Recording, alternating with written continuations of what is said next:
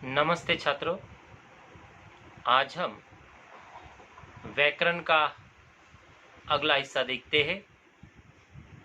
हमने इसके पहले वीडियो के माध्यम से आप तक पहुंचाए हैं वाक्य के भेद, और आज हम देखते हैं शब्दों के भेद।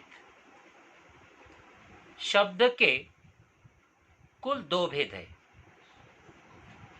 पहला विकारी शब्द और दूसरा अविकारी शब्द। विकारी शब्द उन्हें कहते हैं जिन शब्दों में लिंग, वचन, पुरुष, कारक आदि के आधार पर परिवर्तन होता हो, उन्हें विकारी शब्द कहते हैं।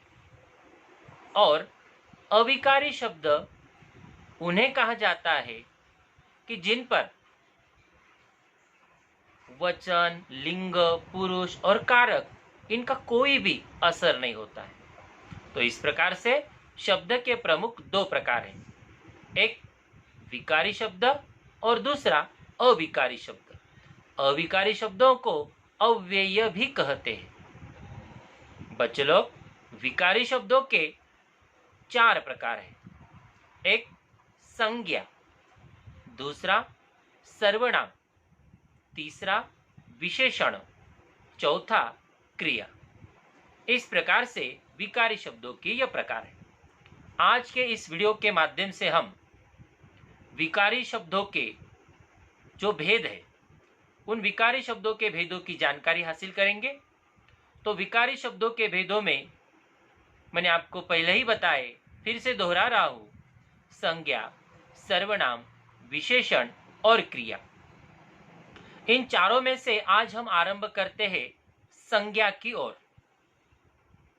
संज्ञा, नाउन, मराठी में नाम।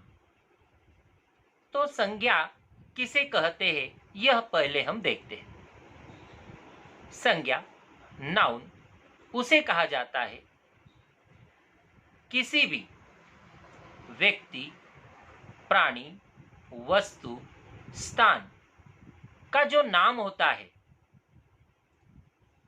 उस नाम का बोध कराने वाला जो शब्द होता है, उस शब्द को संज्ञा कहते हैं। जैसे महेंद्र, रमेश, गंगा, प्राणी का नाम, घोड़ा या शहर आदि सारे शब्द।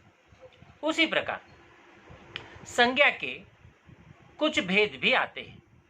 उन भेदों की हम जानकारी लेते हैं। बच्चों लोग, संज्ञा के कुल 5 भेद है।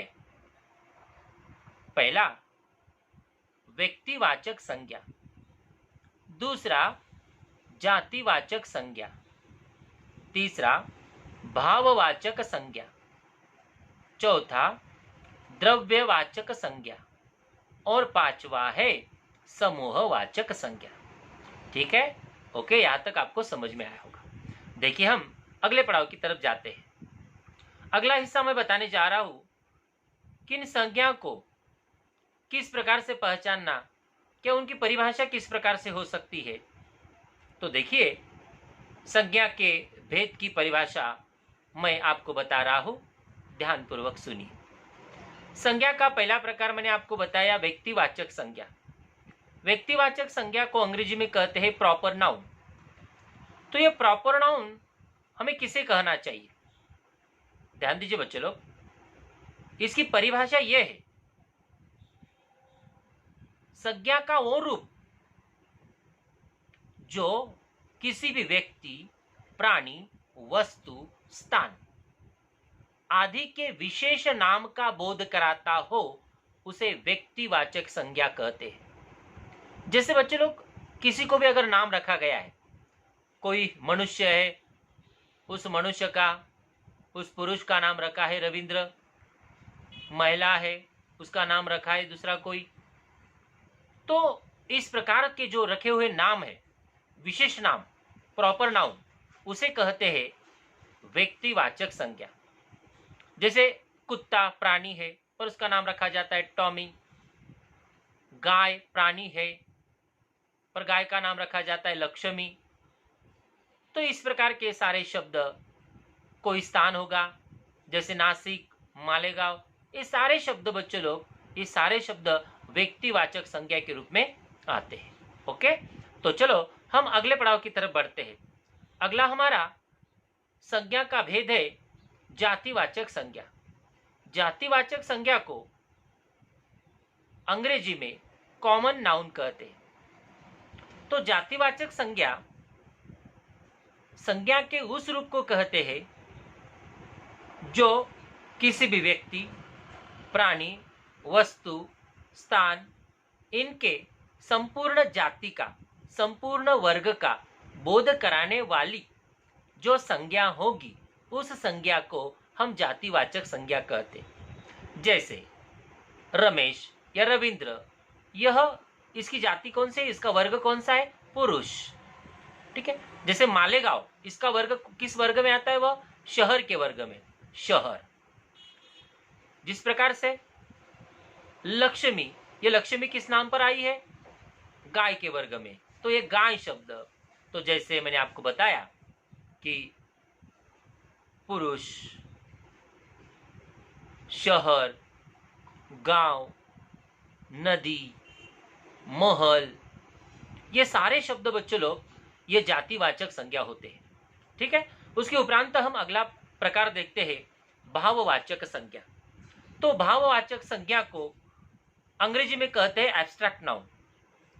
तो ये भाववाचक संज्ञा किसे कहना चाहिए, किसी भी प्राणी, व्यक्ति, वस्तु, इसके गुण, भाव, दशा यह दर्शाने वाला शब्द वो होता है भाववाचक संज्ञा।